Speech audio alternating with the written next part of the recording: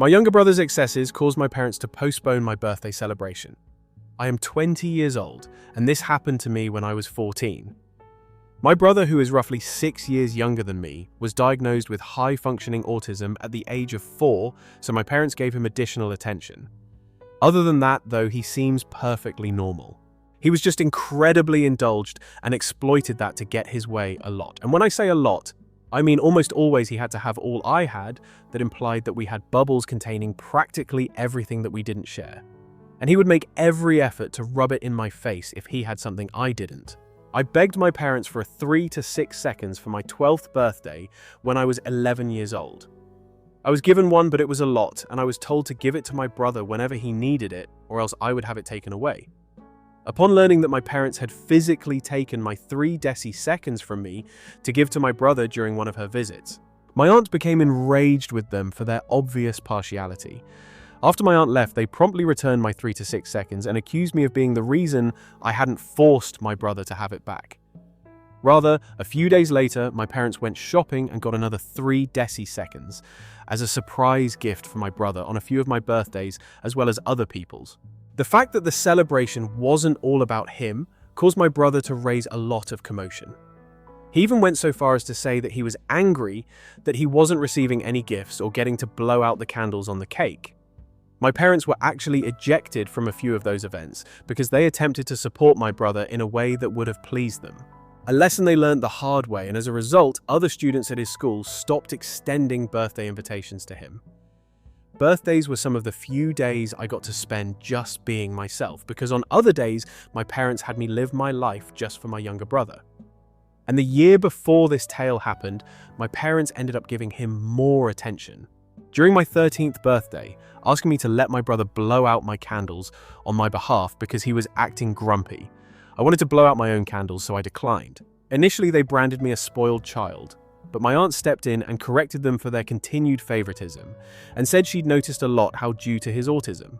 My brother receives almost everything between the two of us, other than my brother, who was still crying because he didn't get to blow out my candles and because he didn't get his way. My parents received no support from anyone else there. Out of spite, he attempted to spit directly over my cake, but my amazing man stopped him before he could do so and reprimanded him till he rushed to my mum in tears. After taking a lot of flack from the other adults in attendance, my parents made a vow to never ask my brother to blow out my candles again. But for the remainder of the celebration, they essentially just went through the motions. From then on, I very much took over the coordination of everything. My birthday celebration was essentially cancelled the year after, but my parents still planned to purchase me some gifts and a little cake just a few weeks before my birthday to keep my brother from having another tantrum. When I told them I couldn't believe they were mistreating me, they only appeared indifferent to my words. Thus, during the course of the following week at school, I told my teachers, friends, and even my school counselor. They were all horrified by my parents' lack of empathy or care. Even the vice principal found out and gave me consolation, and social media was how my parents learned about all of this. I was grounded for being unhappy, but I continued to tell everyone at school about it, even after my parents gaslighted and punished me for telling so many people. My birthday was called off without any justification. That must have made things much worse, because in essence, what the hell is wrong with them was what many of my parents' friends and the parents of other students in my school said. When they called or sent them Facebook messages, all of a sudden I felt unanchored. Nor did I receive an apology. With his arms crossed, my father entered my room and abruptly told me that my grounding was over. He then left, and that was all. Since no one had commented, I assumed that my party was still off, and my brother found it amusing to point out that I wouldn't be able to celebrate. However, my parents claimed that was their intention. After throwing a surprise party for me at my favorite restaurant, at the conclusion of the 2 weeks, I'd known it wasn't all along based on what I had observed. Everyone was furious with them for what they'd done, and it was evident in every conversation my parents had with other family members in order to attempt and save what little reputation they still had. They ultimately decided to pull off the surprise party. However, I believe they had to pay a hefty price that day simply to make room for me. I went to my favorite restaurant with a small arcade for dinner with all of my friends, and I even got the PS4 game system I've been dying for. My aunt jokingly compared my dad's appearance to that of a moth, so I could tell at the time that everything was essentially planned and purchased at the last minute. Naturally, my brother caused quite a stir when I received that surprise party, but with so many of my friends and their parents present. My parents eventually had to intervene and stop my brother's tantrum when he tried to push my cake off the table for the first time since he was a toddler. My brother ended up in a timeout, and my mum had to watch over him to make sure he didn't do anything out of the ordinary. He did make multiple attempts to dash towards the cake or gift stack. If there hadn't been an adult on guard at all times, who knows what he would have done. My father even stood watch to keep him at bay. In the end, my mum had to take my brother and herself out of the party completely and took my younger brother to a nearby McDonald's to play in their play area. She reportedly tried for at least an hour to get him out of the play place tube structure, but he only gave up when he had to use the restroom, and he immediately tried to run back in. My parents never attempted to postpone our anniversary while I was still living with them, so they never made the same amount of effort or expenditure for the 4 years that remain. I was inside their house. My birthday celebrations included a cake with my name off of it, a local pizzeria, and never again anything as pricey as a brand new gaming system. Not to come across as spoiled, but I was a little let down. I never again received a cake with my name on it. My aunt called my parents out on that each year, and each year they claimed they forgot to get the cake decorated. I'm pretty sure that the reason my name was never written on another cake was because my brother always refused to eat pieces of cake that had writing of someone else's name on it at any party, and they couldn't put his name on any of my cakes, or it would have looked very bad for them. But the fact that I still got a day that was just about me at all, and not my brother, was still fantastic in my book, especially because just about everything else revolved around him during each of my remaining birthday parties while still living at home. My brother made a fuss, and my mum took him somewhere else to calm him down. I was still required to share my floor with my brother, but it was still mine, and I took it with me when I moved out at 18. Little bro did not like that, and had a huge fight till my parents went out and bought another 4 for him. When I moved out, they finally had to deal with how they'd raised my brother. So spoiled because I wasn't there to help them with him anymore. On his recent 14th birthday, he went mental on our parents for not getting him a 5. He is now currently grounded for I don't know how long, after causing hundreds or maybe even thousands in collateral damage during his rampage. He picked up a chair and just started destroying anything that was in front of him with it, and my parents just looked mentally checked out when I saw them last. My aunt has also told me they confided in her that they wish they could send my brother to military or boarding school in the future because they can't handle the monster they created anymore, but there's no way they can afford that. I'd be lying if I said I didn't find it ironically funny. Update 1, my parents were thrown out of a child's birthday party because they asked the stupidest thing imaginable. For those who read my previous post about how my parents tried to cancel my 14th birthday, they knew very well what my brother was like during birthday parties that weren't his own, and they tried to enable his behavior in any way they could just because he's high-functioning autistic. Well, that ramp and spoiling didn't go well with people outside of the family, like at all. This happened, I think, when my brother was around 6 to 7 years old. A neighbor boy down the street was having his birthday party, and my brother got invited because they were sort of friends, but probably because they knew my parents would bring a gift. And they did. Don't remember what it was though, nor do I really care. My parents dragged me along to this party, even though I'd have rather stayed home and played video games. I was bored and sitting down almost the entire time, so I got to witness pretty much the whole situation. It started when my brother was caught picking up gifts off the table and shaking them. The mother of the birthday boy told him to stop, and my parents tried to defend my brother and say he was harmless. But the lady knew what my brother was really like and had my parents move him away from the presence. There were some games that the kids were playing, don't remember what they were, but I do remember my brother tried to be the center of attention as much as possible with each game. The birthday boy got first picks turn on the mall because it was his birthday, but my brother freaked out because he didn't get to be first. And my parents did ask the birthday boy's mother if my brother could get the first pick, turns. And the lady not only refused, but told my parents to get my brother under control or we'd all be asked to leave. Then came time for the cake. The mother lit the candles for the birthday boy, and the adults started singing the happy birthday song. They only got as far as singing the birthday boy's name in the song. Before my brother went into a tantrum at the table, he grabbed the side of the table and started trying to aggressively shake it. My parents had to hold my brother back for a moment, and then I saw my mother go up and talk to the mother of the birthday boy again about something, and the poor lady looked positively disgusted. And I learned later that she'd asked her to let my brother blow out the candles first and then they could redo it. The lady advised my mother that it would be best if we left, and then they went back to trying to rewrite the birthday song. Well, my brother couldn't handle it and raced to the table and shoved the whole cake right at the birthday boy. I mean, he used his arm to actually clothesline the cake and chuck it right into that poor kid's face. The whole room was silent for a few seconds, and then a bunch of the kids started laughing. Then the birthday boy started crying, and the adults were all humiliated, except for my parents.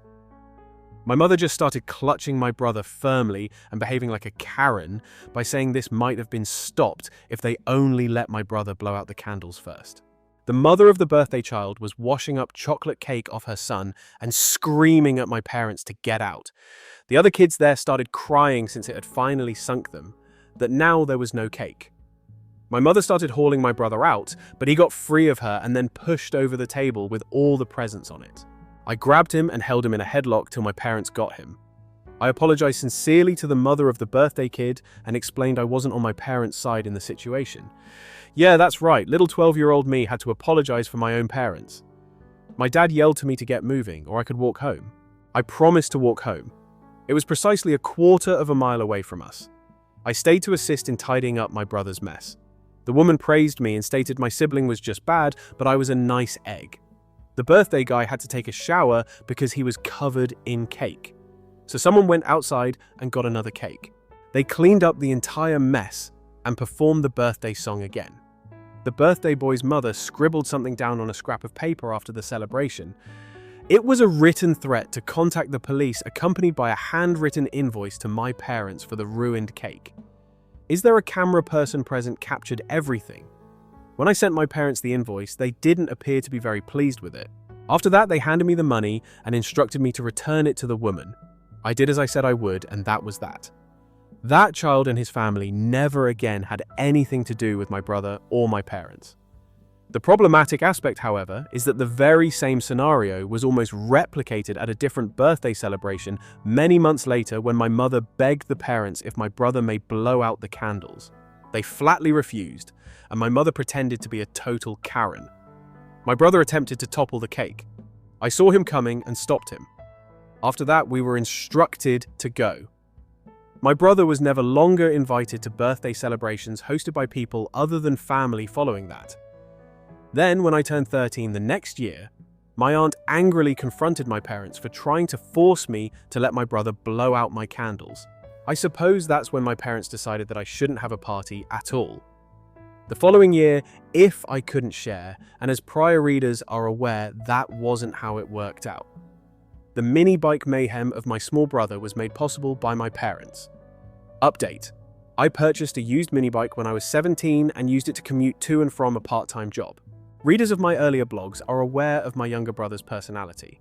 My brother wanted to have everything I had, and if I refused to give it, my parents would usually take it, at least until that conduct was made public.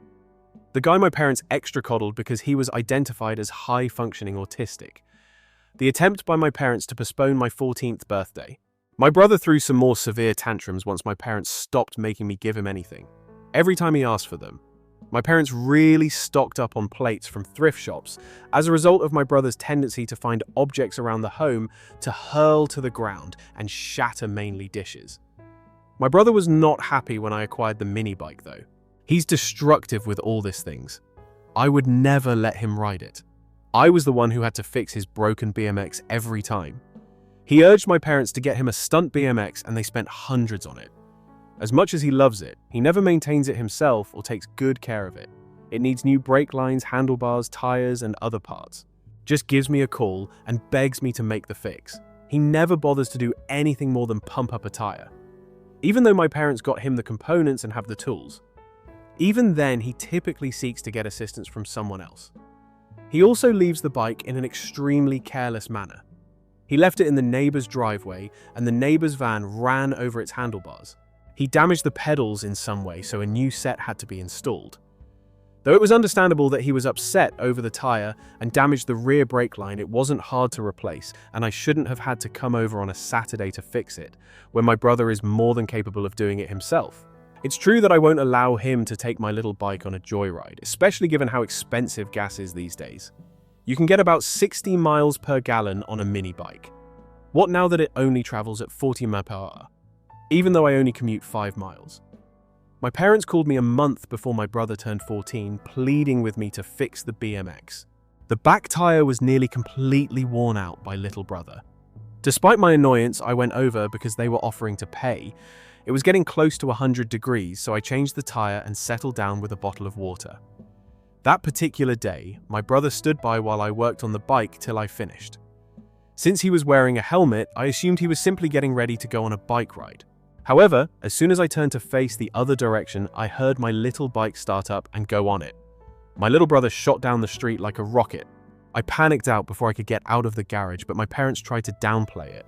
They promised to get my mini bike back straight away if I didn't appease them. But to them, it really meant waiting till my brother returned with it. I wanted to call the police since I was irritated, but I'm not sure if they would classify it as a domestic issue. It took an hour for my brother to return.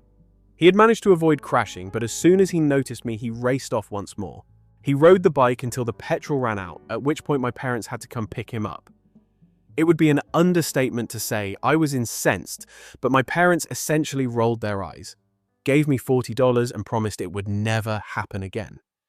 The next time I would call the police, I said better not when. I'm not sure if it helped, but it appeared that they heeded my caution.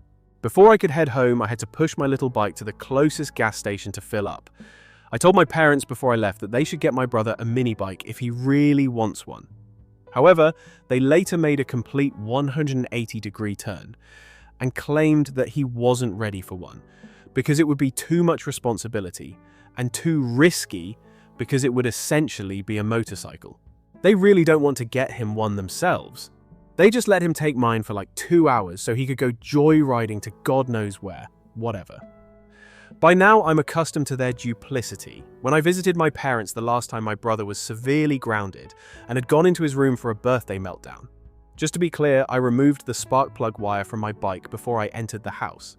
As I mentioned in my first post from his window, my brother was glaring at me. I drove off, giving him a silly wave as I went. Update 3. I advised my parents to sell a number of my brother's belongings in order to recoup a portion of the money they spent on his outburst. They didn't think twice, but there's still more. I talked to my parents about how they could probably recover some of their losses from the birthday rampage by selling a lot of my brother's belongings. After someone suggested a while ago that they sell a lot of his stuff, how easily they agreed that it was a good idea astonished me for them. It was truly a light bulb moment. They then held a sizable garage sale over the weekend. Everything was sold, including my brother's video game consoles and bike. I could hear my brother sobbing in his room when I went to assist with the selling. He sold every video gaming console he owned, and there were a lot of them. They sold every console he owned, including the GameCube, Wii 3, DSi seconds, PS3, for Xbox 360, Xbox One, and an enormous library of games. Although I was quite tempted to purchase something from the sale, I knew that my brother would find out that I have something that he once owned. What could he possibly do? Thus I refrained. The bike sold for $30 by itself, along with selling his gaming PC online. They also sold his TV, remote control car's drone, and pretty much whatever else technological he owned. Additionally, there is an inexpensive laptop, but he was not allowed to use it for anything other than school. During my visit during the sale, my brother raced back into his room screaming loudly after seeing me and leaving his door. Once my parents informed me that everything had been taken out of my brother's room save for the necessities, I could tell when he was crying artificially, and it was really convincing. My parents are aware of this as well and have resisted his tricks. When I asked if he would be sent to therapy, they stated that they really had no choice but to do so, and that they completely accepted that they were to blame for giving him so much support for such a long time. Even though I might have shoved it in their faces, I believe the expression on my face told them what was going on. They have been living in ever deeper denial about their poor parenting for the past few years. They'd been hearing from friends and family for a while now that they had gone too far in spoiling my brother, and that it would eventually catch up with them and possibly make him incapable of becoming an adult. And if that's the case, he would anticipate that someone would always be there to meet his needs. Furthermore, I wouldn't take on his care until they get too old. Over the next few weeks, my brother's condition didn't get much better. He continued to act like a brat, feign tears, get into more mischief, and even took another student's cell phone to school. My parents had to return it to the school to find out who owned it. After they discovered him playing with it in his closet, I proposed a family intervention last week as a result of an idea when I brought it up. My parents were apprehensive, but they eventually consented. They were hesitant, I'm sure, because my brother and they would be put on the spot if there was an intervention. Following, everyone in my immediate family and a few acquaintances could get together at my parents' house on the following available day. At first, my brother wasn't present in the living room when we arranged ourselves in a circle of chairs. Speaking first, my aunt really gave them a hard time. We all listened in silence as she read aloud the full speech she had written. When it was my turn to speak, my parents occasionally attempted to interrupt, but they were hushed. I also read a speech I had written that essentially reiterated what I had said so far on Reddit and much more. After that, it just kind of happened down the line to my grandparents. My father simply embraced my mother as she sobbed. They both profusely apologized to me, calling me a horrible child and ruining my life. Never will I get that back. I vehemently expressed that they ought not to have had to face their own duplicity, and that going forward, they should improve not just for my benefit, but also primarily for my brother's, who deserves to grow up normally.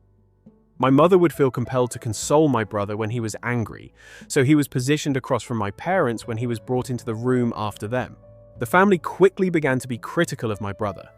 He made many attempts to fight us, but we all gave up on him when his only defense was to utter things like, "If only they would just let me have my way," on how the world operates differently from that. Our mother refused to even look at him when he tried to ask for assistance. He began to splutter and appeared to be having a hyperventilation before purposefully collapsing to the ground. This is not his first instance of doing it.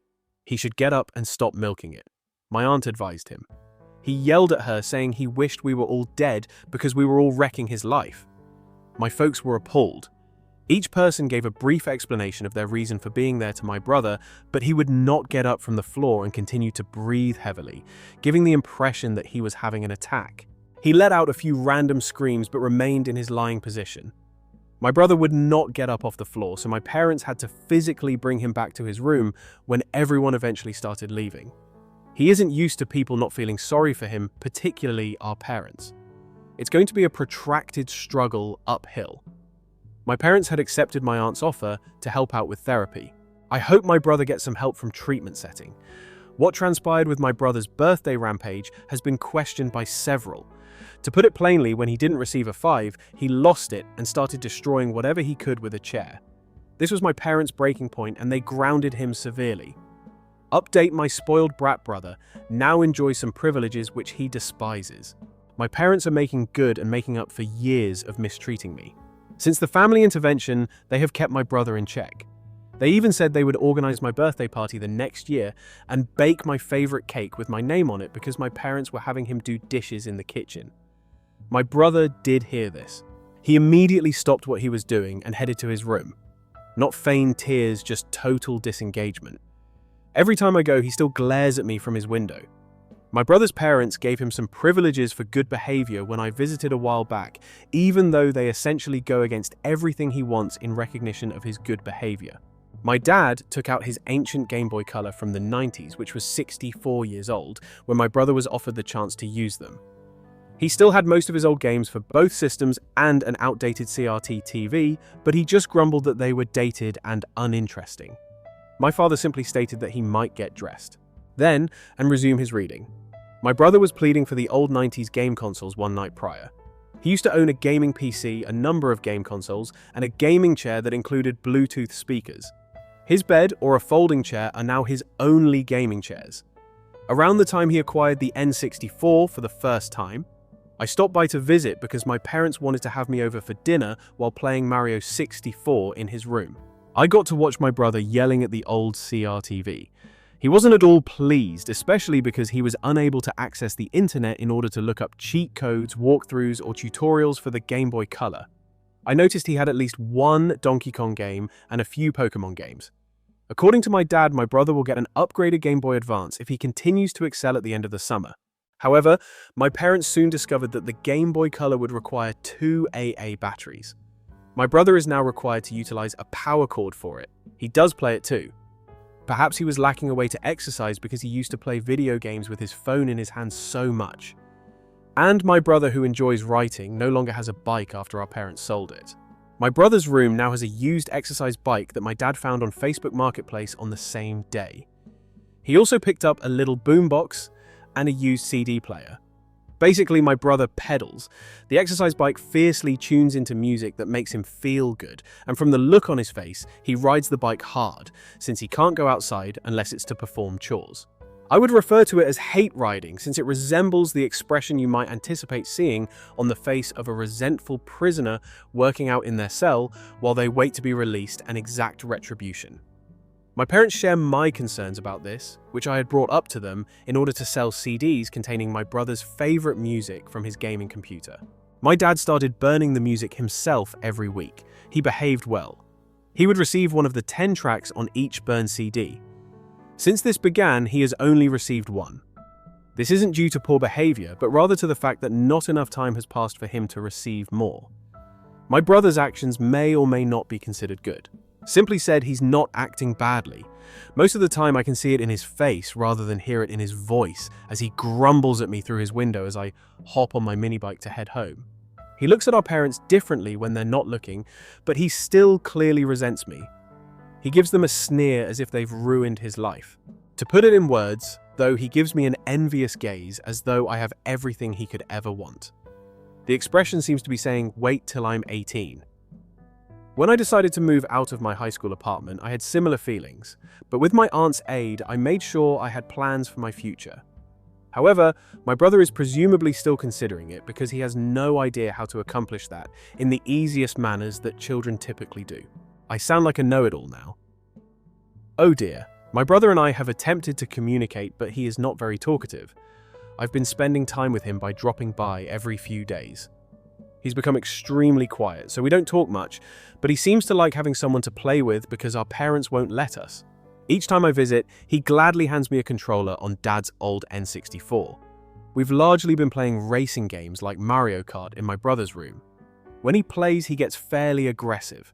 Almost every move he makes causes him to wildly thrash the controller. And on a few occasions when he was losing, he even shoved me over to prevent him from doing that. I've learned to brace my legs. He is starting to get better, but he did throw a few small fits when he lost. He's been a little more cooperative with me since I printed game guides, cheat codes, and game information for some of the old N64 games he's been playing and put them in a binder for him. I cautioned our parents that it was probably not a good idea to acquire supplies for my brother's summer homeschooling. The idea is to soften and increase his acceptance of others because he is already nearly always angry. His life will no longer proceed as planned, not aggravate him further. I reminded my dad of the events of the previous 10 years, which made him upset with me and made him realize that he is the father and not me. I was the target of a lot of favoritism and blame, and I had to hide my money at my aunt's house because my brother was always trying to take it. I didn't say he's a horrible dad directly, but it was strongly hinted at. My mother told him I was right and that trying to make my brother attend summer school at home would not be helpful. My dad became irrational after that and went to the living room to drink by himself. My mother has frequently expressed regret to me for her previous behavior. She claims that she is too responsible because my dad merely agreed with her suggestion to lavish so much attention on my brother. She informed me that she had never considered my brother's adult life at the time. She continued to indulge him in an attempt to retain him as a baby, since she essentially refused to acknowledge that he would grow up. My parents have made an appointment for couples counseling, but because of the waiting period, it will take some time for them to be seen. It's fairly evident that my dad is not excited about it. His admission of guilt is more difficult to get than my mother's. After he gave in and acknowledged how much he had messed up during the family intervention, he has attempted to pass like a typical dad. However, I've made it plain that trying to act like nothing happened won't make it go away. And my mother supports me in this. That's the current state of affairs. Then I hope to provide a better update in the future. Update 5.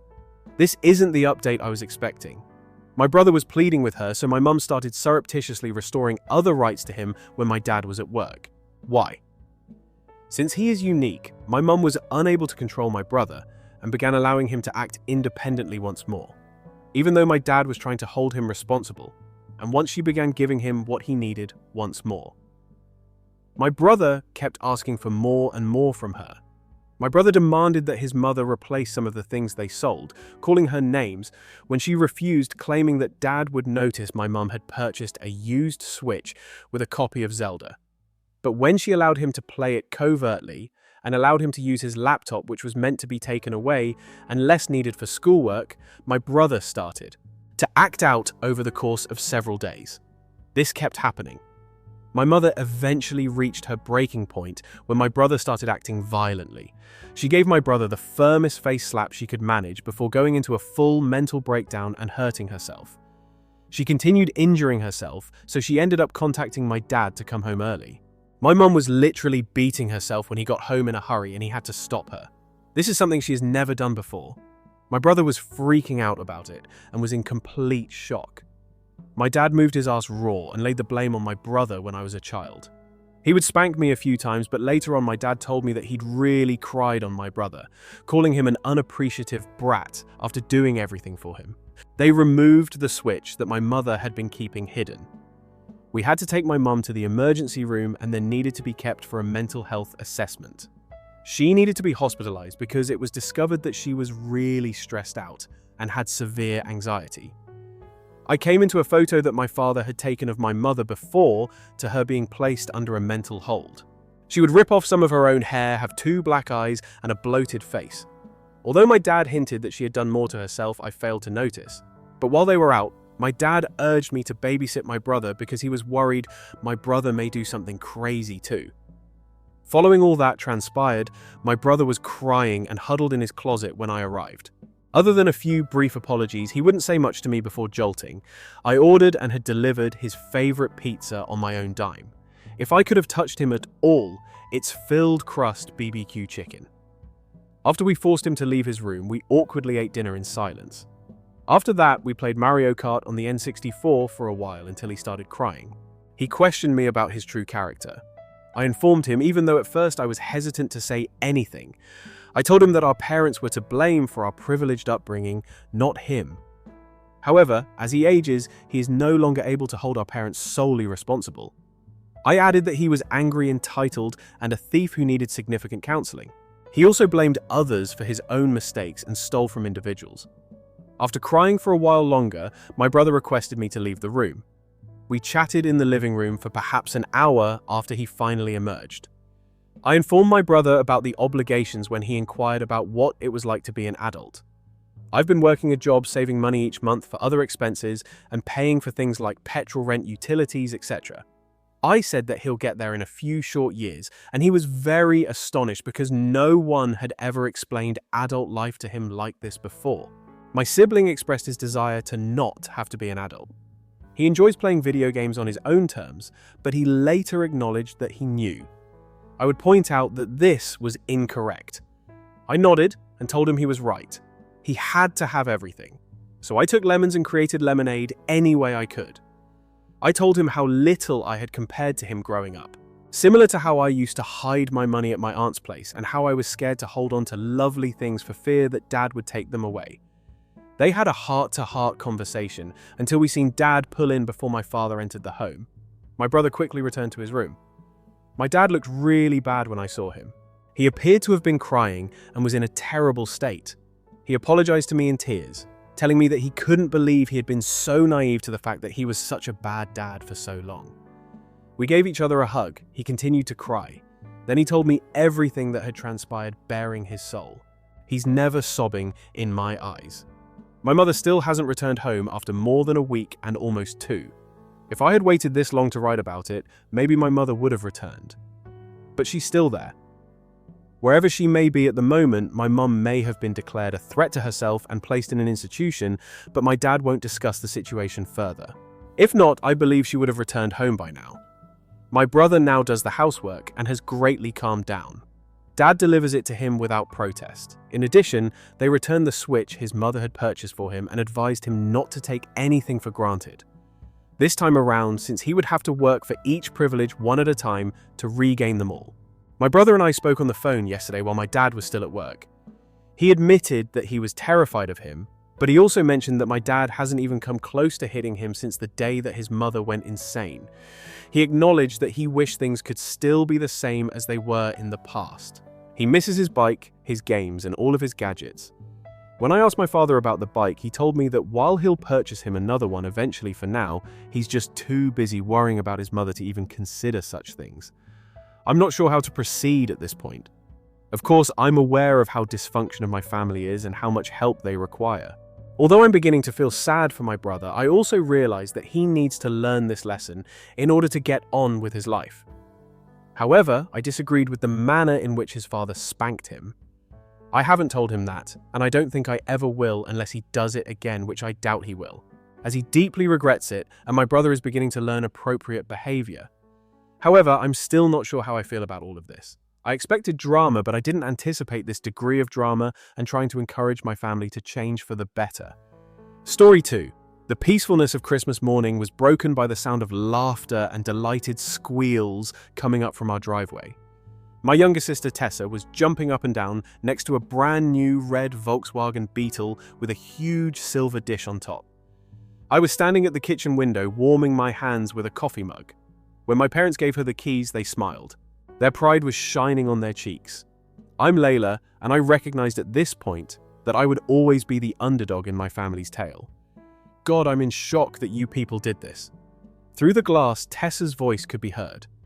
As if it were made of gold, she was already seated in the driver's seat and rubbing her hands over the steering wheel. I looked at my humble Christmas presents, to everyone the pile of scratch-off lottery tickets on the counter. They had yet to bother opening them. After spending every available dollar on my culinary school applications, the tickets had been the only thing I could afford, but it would have been useless to try to explain that to my family. They had been rather explicit about what they thought of my pastime. Lila. I was shocked to hear my mother's voice. She was still wearing her coat when she stood in the doorway. Why don't you and everyone else go outside, visit your sister's vehicle? I made an effort to grin. Mum, I just finished my coffee. She scowled. She had the same expression of disappointment. You know you could attempt to be pleased for her. Isn't this a momentous occasion? I make everything about myself, that's why. Before I could stop them, the words escaped. Don't begin, she cautioned. Not right now.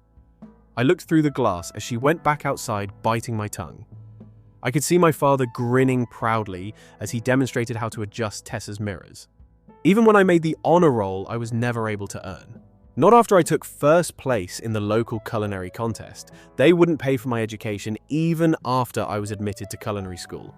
I found myself reaching for the lotto tickets. I began scratching off the numbers on one out of habit, not really focusing until I saw something. 3 digits that match.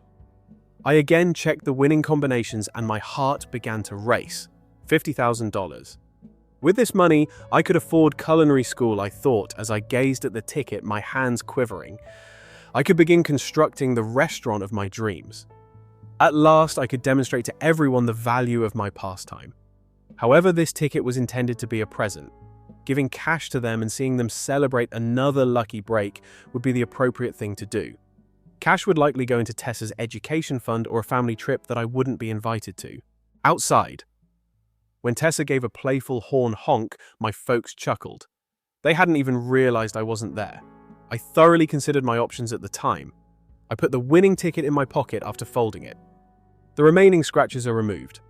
I collected myself and disposed of it in the recycle container. What they hadn't bothered to open, they wouldn't miss. From outside, my father's voice bellowed, "Layla, come on out and snap a family photo." With my hand on the knob through the glass, I halted as I made my way to the front door. They were huddled together around the automobile, and I could see their breath in the chilly December air. Without me, they appeared whole. The ideal 3-person family is on the way. I phoned back, but I chose to go upstairs to my room rather than go with them. Within 1 hour, I was browsing apartment listings on a laptop. I have the winning ticket in my wallet. Getting even isn't always the greatest form of retaliation. It's time to leave. and I eventually had my opportunity because of their neglected Christmas present. When I opened the door to my new flat, the key felt heavy in my palm. The studio above a Thai restaurant in the downtown area wasn't much, but it was mine. My stomach rumbled as the scent of garlic and lemongrass rose through the floors. In spite of everything, my phone was still blazing with missed calls from home 3 weeks after Christmas. Even after I left a letter stating that I wanted some space, my mother continued to text me. Each one is more burdened with guilt than the previous. Lila, you're being self-centered. Right now your sister needs you. I began unpacking the few cooking supplies after dropping my duffel bag on the exposed mattress in the corner. I had my knife roll with me, the basic necessities, and a well-seasoned cast iron pan. The lotto winning ticket was deposited safely. The funds previously set aside for the security deposit for this flat and the tuition for culinary school. I froze when I heard a knock on my door. Had they discovered me somehow? Hi there, new renter.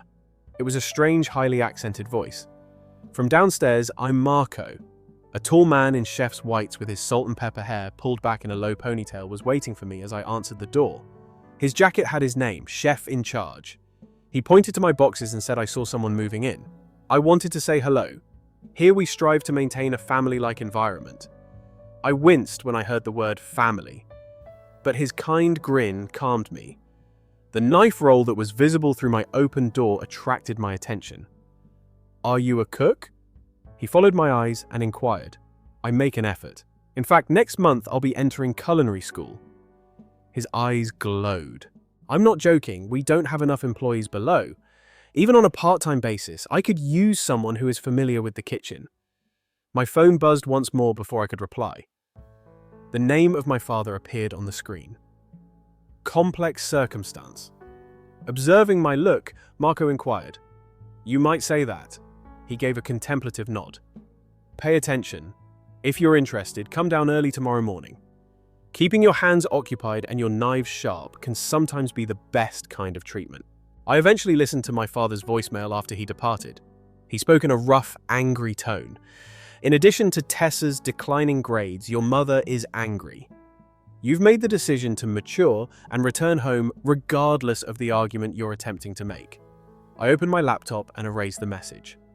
Launching the website for the cooking school. Tuition for the first term was due the following week. Another text message appeared as my finger was hovering over the submit payment button. From Tessa this time. Both parents are in a panic. You're where I'm concerned. Compared to the others, this one stung more.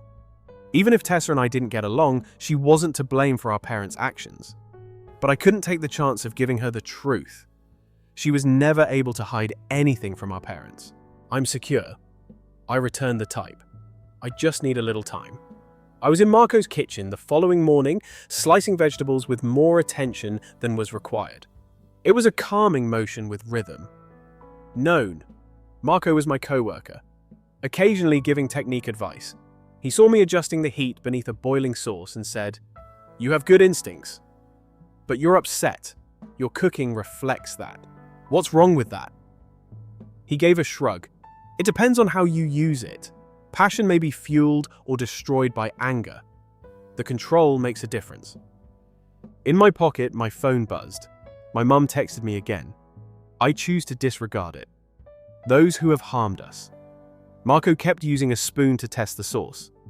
When we allow them to take over our thoughts, they don't suffer. They have no idea. We are the only ones that suffer. I reflected about my silent exit and the lottery ticket. They must occasionally learn. People cannot be taken for granted.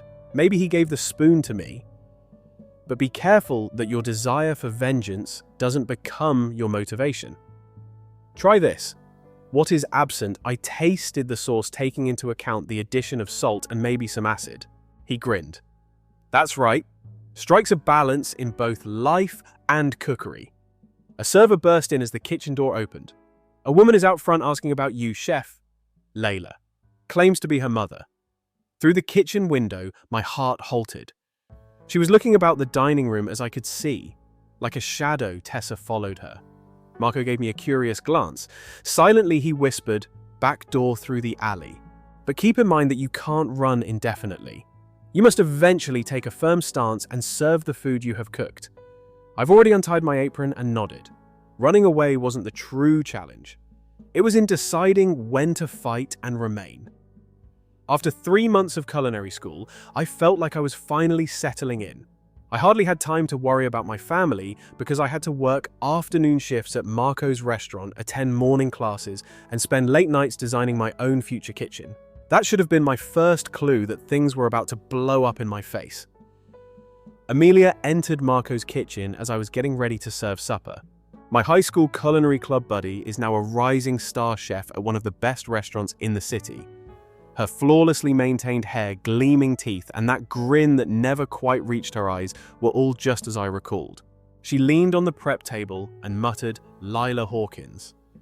I was shocked to learn that you were employed here despite the things I had heard. By now, shouldn't you be managing your own business?" I continued to cut veggies, keeping up the steady pace I learned from Marco. I'm still learning. Not all of us were supported by our parents while attending Le Cordon Bleu. She took out her phone and started looking through stuff about parenting. "At last week's charity event, I ran across your mother. She seems concerned about you. My finger almost got caught as my knife slid. Did you speak with my mum? She made reference to you taking money and fleeing. It's rather dramatic, even for you. Suddenly it was too hot in the kitchen. Too little. That was not the case." "No," she arched an eyebrow. "Since several investors also contacted me, I am aware that you have been researching restaurant business plans. Considering the timing, it's interesting." Now my hands trembled. "Amelia, what do you want?" "Desire. All I'm worried about is my old acquaintance. You know it takes more than just cash to open a business. It requires stability, reputation, and relationships." She underlined that it would be unfortunate if prospective investors learned about the true source of your business funding. Marco's voice exploded from the doorway before I could reply. "Is everything in here all right?" Amelia's grin became really lovely. "Just meeting up with a long-time acquaintance. I came to discuss business, actually. Next month, my restaurant chef Marco will hold a pop-up event with up-and-coming talent. Lila's participation would be much appreciated." I could see Marco's eyes as he glanced at me. "I'll give her time to consider it," he answered firmly. "We need to be ready for service, so pardon us now." I tried to stabilize myself by holding onto the side of the prep table when Amelia departed. I said, "She's going to tell everybody, my family, the investors. Tell them what silently Marco inquired. I told him everything, the lottery ticket, my flight. The well-crafted plans are now in danger of collapsing." He gave me a towel to clean my hands, after listening to me without passing judgment. "So," he replied, "you have a choice now. You have 2 options, flee once more or confront this head-on. How everything I've worked for will be destroyed by her. Let's see." He grabbed my blade, trying its limit. "Or will she just reveal what you've been avoiding?" Lila, sometimes, our worst concerns are only shadows. When we shine a light on them, they vanish. It buzzed on my phone. A message from an unidentified number. It was a screen grab of an email that was probably sent by Amelia to possible investors outlining their worries regarding my family problems and financial irregularities. Marco said that there could be a chance with the pop-up event. "Prove yourself and your abilities to these investors, Amelia, and your family. It may also be a trap. Probably both." He grinned. "However, you've changed since that frightened girl on Christmas morning. My kitchen has taught you more than simply how to cook." I reflected on the previous 3 months, the wounds, the burns, and the late hours spent honing recipes. With every minor triumph, I developed something beyond my culinary abilities. "Which phrase do you use all the time?" I inquired. "The strongest steel is produced by the fiercest flames." He gave a nod. "And you're going to walk through flames, my love." I grabbed my knife and started cutting again. Every cut is deliberate and accurate. Amelia believed she could ruin my future by using my past, but she had overlooked the most crucial kitchen rule. It's all about timing. Perhaps it was time to stop running and begin retaliating. "I'm in, tell her," I said, "for the temporary gathering. I'm doing it my way, though." Knowing now that it sounds like a chef speaking, Marcos's smile changes. At 3 in the morning, Tessa texted me. "Are you able to meet me? Don't tell Mum and Dad, please." Outside Marco's restaurant, I discovered her seated in her Volkswagen Beetle. Her eyes were puffy and red. Since Christmas, she had shed pounds. She wore her normally flawless hair in an untidy ponytail. As I climbed into the passenger seat, she continued, "I failed 2 classes, and I am unable to inform them. Although I haven't even begun the applications, many believe I'm applying to pre-med programs." The quiet between us was filled by the gentle hum of the heater. This vehicle had represented every issue with our family's dynamic. It seemed like a confession now. "Booth, why study medicine?" But I did ask. I had the answer beforehand. Dad's fantasy, Mum's fallback option, my own horror. It sounded more like a sob than a chuckle. "Lila, how do you do it?" Simply leave their expectations behind. I reflected about Amelia's threats, the lottery ticket concealed in my apartment, and all the falsehoods entangled in my purported bravery. Right now, I'm not sure if I'm the greatest person to ask about making wise decisions. You at least made a decision. She reached into her jacket and took out a crumpled piece of paper. "In Mom's study, I discovered something. She has been following your whereabouts and conversing with locals. The culinary school is something she is aware of." I felt sick to my stomach. Is she aware of the funds? Not quite yet, but she can't stop trying to figure out how you're funding everything. Tessa paused. "She believes you are engaged in criminal activity. Dad is considering employing a private investigator. I was aware of the absurdity of my attempt to elude their authority. They had even more justification to meddle in my affairs because of me." "There's more," Tessa went on. "At the country club, I heard Mum conversing with Stone's mother, Amelia. For the pop-up event, they are organizing something, some sort of confrontation or intervention. They wish to protect you from yourself or from anything else." I balled my hands into fists. Naturally, Amelia would bring our mums in. She was an expert at twisting the knife. "You ought to be honest with them." Silently, Tessa murmured, "Almost anything, as if you were being honest with them about Prima." She winced, and I instantly felt bad about what I had said. Both of us were imprisoned in distinct iterations of the same cage. Tessa's voice could have faltered.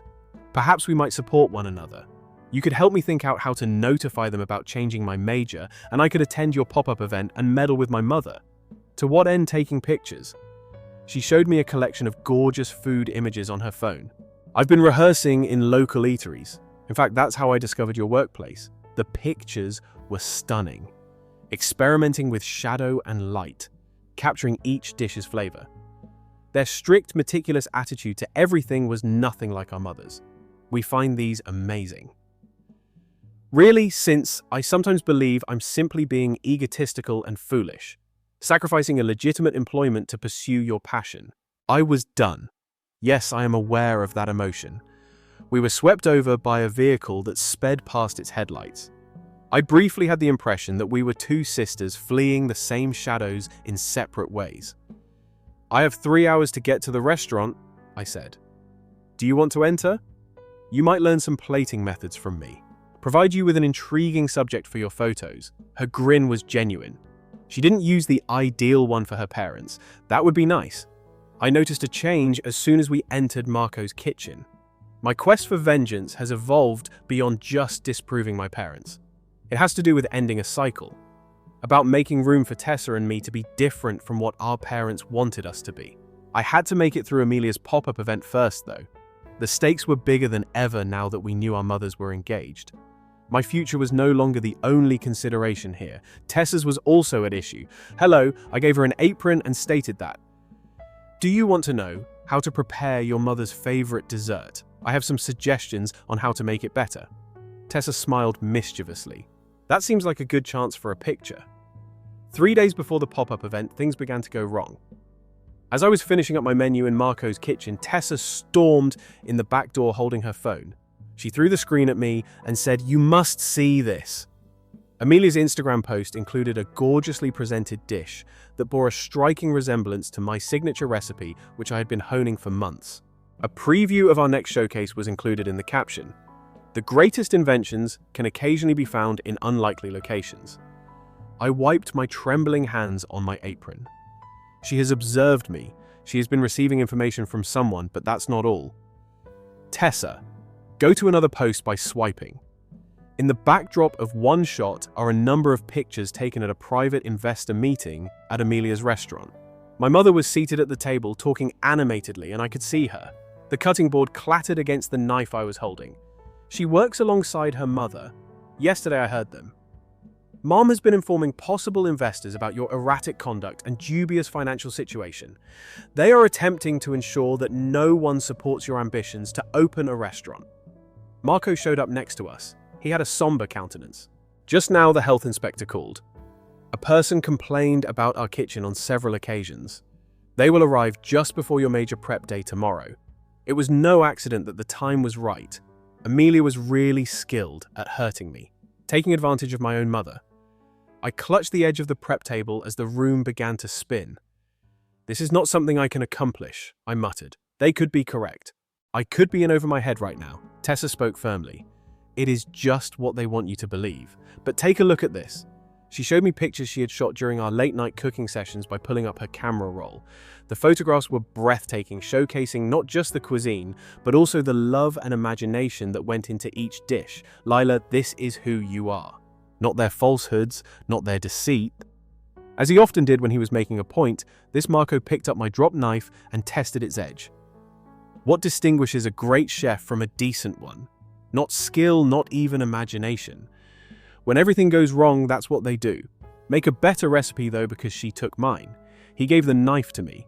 Show them your true self, not the one they believe you to be. I remembered all the evenings I'd spent honing my cuts as I gazed at the knife in my fingers. All of the wounds and scars were acquired via perseverance as opposed to innate ability. Amelia may have taken my recipe, but she was unable to take away my enthusiasm. Tessa, slowly I said, what is your level of expertise in social media marketing? She smiled. Superior to Amelia, definitely. Well, I've got a thought. DeMarco, I turned. Do you recall the fusion meal we discussed? The one that blends contemporary methods with Mum's family's traditional recipe? His face lit up with a smile as he nodded. The one too dangerous, too contentious. That's right. Amelia wants to be cautious. Don't stray from stolen masterpieces. Let's provide them with something that they can't replicate. A platter that encapsulates our entire story. For the next few hours, I recreate my mother's hallmark meal, but with every component changed. My childhood comfort food, which I knew well, took on a new form. It was a combination of tradition and defiance. When the last plate was prepared, Tessa recorded every stage of her camera's development, showing how it changed from old to new. Marco appeared amazed as well. He remarked, "This is more than just food. Your Declaration of Independence is this." Tessa captioned the pictures simply when she uploaded them. While some recipes are modified, others are handed down through generations. The Amelia Stone Showcase event will be added shortly. The message went viral in the local food community within a few hours. Amelia texted after making 2 calls. "You're doing something wrong. Give up immediately or everything will be revealed, including the money in your family." I showed Marco and Tessa the text. For the first time in the day, my hand remained steady. "Release it." I said, "I've finished hiding." Marco gave a nod of approval. "You're using fire to cook now. Just make me a promise." With her camera down, Tessa spoke. "All of them when you confront them. Permit me to attend. When the black sheep and the golden kid finally come together, someone has to record what happened." Retaliation and self-promotion were no longer the exclusive goals of the pop-up event. It was about finally writing my own life recipe and escaping all the ones that others had created. With the subtlety of a cooking fire, the pop-up event night arrived. Other young cooks were vying for the interest of possible investors as I stood in Amelia's prep kitchen. By mistake, I'd set up my station close to a drafty service entrance. My burners are inexplicably becoming cold. Problems with the equipment. As she went past, Amelia's voice was brimming with fictitious worry. What a shame. However, using poor quality instruments helps develop character, doesn't it? I tried not to pay attention to how she would arrange my mother at a prominent table right in front of me, instead focusing on my preparations. Evelyn Hawkins wore her critical face like a crown as she sat there like a queen at court. "First service is 10 minutes away," someone yelled. I grabbed for my sauce with trembling hands, only to discover that the jar was empty. Only a few minutes ago, I filled it. Had just briefly turned my back. "Are you trying to find something?" Amelia produced a well-known container. "This I discovered it beside the sink. I threw it out because it looked ruined. Safety and health, you are aware, 3 months of labor disappeared in a flash. I held my knife so tightly that my knuckles became white, recalling what Marco said about maintaining control under duress. This was more than simply pressure, though. This was intentional devastation. Lila. With her camera in hand, Tessa showed up at my station. Speaking to the investors is Mum. She's using her phone to show them something. Through the service window, my stomach fell. My mother was making passionate gestures that I could see. The investors' expressions darkened as they turned to confront me. One of them got to his feet, shook his head, and left. "It's the ticket to the lotto," Tessa muttered. They are aware that the room began to revolve. Everything I had constructed, each cautious step towards self-reliance, was falling apart. A voice broke through my panic. "Without investors, without my signature sauce, without Chef Hopkins' Health Division, we must talk about some alarming claims regarding the way you handle food." Naturally, the icing on the cake. Pointingly avoiding eye contact, I glanced around the kitchen at my mother's contented gaze, at the other cooks, and Amelia's victorious smile. This was the feeling of complete defeat. "I'm finished." As I untied my apron, I whispered softly, "They triumph." "No," Tessa took hold of my arm. "You told me about Mum's recipe, don't you? About personalizing it? Your sauce is gone then. Improve something that they cannot destroy or steal. With what, there's nothing left for me. I'm yours." She took her phone out, taking pictures of our late-night culinary activities and showing them to me. "You also have this." I was halted by the final picture. I was in Marco's kitchen, laughing while trying out a failed recipe that had unintentionally become something fantastic and completely different. Catastrophes may sometimes provide the finest recipes. That night, Marco had stated. I glanced at the basic components that were left at my almost empty station, at my sister's resolute countenance, and at my mother, who is now approaching us with that well-known look of disappointment. "Lila," she began, "this is far enough. Now is the moment. You're correct." I grabbed my knife and interrupted her. "It has sufficiently progressed. Hey Tessa, get the camera rolling. What are you doing?" As I started quickly slicing the few items I had left, Amelia ordered. "I'm preparing food." With deliberate movement of my knife, I spoke. "Not your way, your mother's way, or anybody else's way, though. My way." The service was 20 minutes away. No investment, no support, no source. With the exception of my trembling hands and my sister's camera, my entire strategy was in ruins. Perhaps, though, that was the purpose. I wondered whether I had to lose everything. I was looking for what I truly needed. Someone made the last announcement for plating. I took a look at my work. Easy, sincere, born out of disobedience and despair. It wasn't flawless. I hadn't even planned for it. However, it was truly mine. "Are you ready?" With her camera trained on my hands, Tessa inquired. I took the first plate from the service window and nodded. I could see my mother and the other investors waiting. It was this. This is my final opportunity to demonstrate that the greatest works may occasionally emerge from the worst situations. It's time to serve. I pushed through the door and stated that. I also hope they're eager to learn the truth. It was so quiet in the dining room that I had to use Tessa's camera to show my homemade food. I saw the investors slant forward, their faces changing from doubt to interest.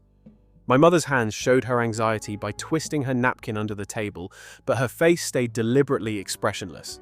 One investor looking at the plate remarked, "This isn't what was advertised." "No, it's better," I concurred. "When someone attempts to ruin your well-designed dinner, this is what happens. You either build something fresh or you give up." Amelia came out of the kitchen and I met her gaze. "Do you want to tell me why my original sauce vanished? Or ought we to ask my mum when it would be most convenient for the health inspectors to come see Lila?" I wasn't done despite my mother's warning. "It's funny, you know. Mum, I tried to duplicate your recipes for years, attempting to get your acceptance. However, as everything was stripped away tonight, I at last realized something. Hunger produces the greatest food. Actual hunger. For recognition as much as for food. For approval. The food was being sampled by the investors. Their mutterings of gratitude were now becoming more audible. As she walked around the table, Tessa recorded their responses, the way they nodded their heads and lifted their eyebrows in mutual recognition. According to the principal investor, this is surprising. The harmony of tastes and the combination of conventional and contemporary methods. It narrates a tale. I answered, "That's because it's my story. The genuine one about creating something out of nothing, not the one they wanted me to share. About converting rejection into motivation." Amelia took a step forward, her poise faltering. "You believe that you are unique. A tenacious underdog. Who?" No, but I interrupted her. "I believe I am just what you fear. Someone who no longer need your permission. Any one of you." My father decided to enter at that time. He abruptly stopped at the scene in front of him. His arrival shook the room as I hadn't seen him since Christmas morning. "What's happening?"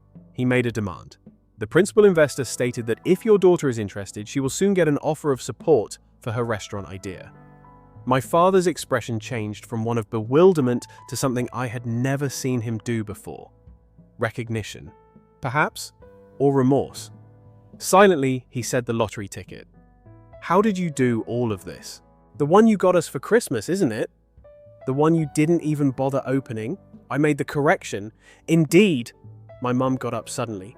"What did you have no right to, Mum, to triumph without your consent by wanting something different from what you intended?" I pointed to Tessa. "Are you still filming? Find out your golden child's thoughts on medical school. Find out from her what she truly wants to accomplish in life." As everyone's attention shifted to Tessa, the room became quiet once more. Her voice trembled as she steadied her hands and lowered her camera. She declared, "I want to be a photographer and Lyle is going to hire me to do marketing photos for her restaurant. Are you not recruiting anyone?" Amelia lost her temper. This was a ploy for publicity. These investors are rather pleased. "Miss Hawkins, the main investor, interrupted you about the meal as well as your ability to deal with unforeseen difficulties." My dad came forward. He took out the rumpled, scratch-off ticket I had given him for Christmas from inside his jacket. It continued to be scraped. "I kept it," he said. "I have no idea why." He cleared his throat, "Perhaps because that was the final thing you offered us.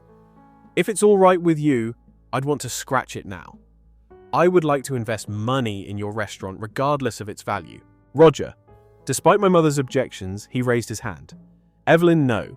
We've already caused enough harm by attempting to govern their lives. When all the odds were against Lila tonight, take a look at what she produced. Take a look at Tessa's images. We didn't dread these failures. They're artists." Sliding a business card across the table, the investor grinned. "Miss Hawkins, I think we need to talk about a few specifics. Every one of us." After picking up the card, I examined my father's scratched ticket. "Keep it," I replied. "Some presents are more valuable than others, not opened." I hardly saw Amelia as she rushed out. I couldn't take my eyes off my father's expression when he finally saw me. Not as a letdown, but as a cook, as I am. I turned to the investors and said, "So, now let's discuss opening night." I saw the dinner service via the pass while standing in my own kitchen 6 months after the pop-up event. Every night since it opened, the restaurant has been filled. The walls were covered with pictures of Tessa, photographs of our specialties combined with unscripted moments of our family's adventure. Marco entered with a familiar envelope as the door slid open. He handed it to me and remarked, "Special delivery." I discovered this at my eatery. Amelia's address was the return address. There was only one page within. "Last week, I shut down my restaurant. It turns out that building success on other people's formulas isn't worth much. You were correct. It must be your own hunger." As I folded the letter, I reflected on how somewhere down the line, retribution had lost its appeal. "Have you seen the special for today?" I nodded toward a meal that was waiting at the pass as I questioned Marco. My mother's distinctive dish, recreated but with its heart intact, brought a grin to his face. "What was her reaction?" she sobbed. I confessed, and then, while surreptitiously consuming every morsel through the kitchen window, spent an hour telling me all the things I had done incorrectly. My family was at their usual table, and I could see them. Tessa was presumably talking about her impending gallery show when my father showed her something on her camera. As usual, my mother sat with her back straight, but her gaze kept wandering to the kitchen with an expression that was almost pride-like. My line cook shouted out, "Chef, we are in a predicament." At the kitchen entrance, I saw a familiar face. Amelia appears smaller and less assured in some way. Quickly, she added, "I'm not here to make trouble. I just wanted to inquire as to whether prep cooks are still being hired." There was silence in the kitchen. Everyone is waiting to see how I respond. I would have relished this moment of loss half a year ago. I recognized a part of myself in her now. For too long, the same yearning just pointed in the wrong direction. 6 a.m. tomorrow morning. Don't be late, I said. And this time, Amelia, bring your own recipes. With a look of relief on her face, she nodded and rushed out. Marco gave me a shoulder squeeze. You're not the chef who set fire to my kitchen in retaliation. No, I concurred. I've improved. In relation to that, I took out the lottery ticket that my father had been scratching for months. Last week, he returned it to me stating that certain presents had to be handed back in full. Do you want to take the lead? I extended it to Marco. He gave a head shake. Certain items have a higher value when scratched. Sometimes we learn more from the wonder of what could have been than from knowledge. With tickets pouring in, the dinner rush was intensifying. I put the ticket in my chef's coat and placed it close to my heart as a memento of my progress. From the dining room, Tessa yelled, "Once more, Mum is criticizing your plating." I grabbed my knife and laughed. Inform her that she will need to wear an apron and do it herself if she wishes to rearrange my garnishes. My mother surprised me by showing up at the kitchen doorway a few seconds later, already rolling up her sleeves. "Well, will you demonstrate how this updated version of my recipe functions for me?" she said. I gave her an apron and saw her tying it using mimicking practice motions. I discovered that certain wounds heal slowly.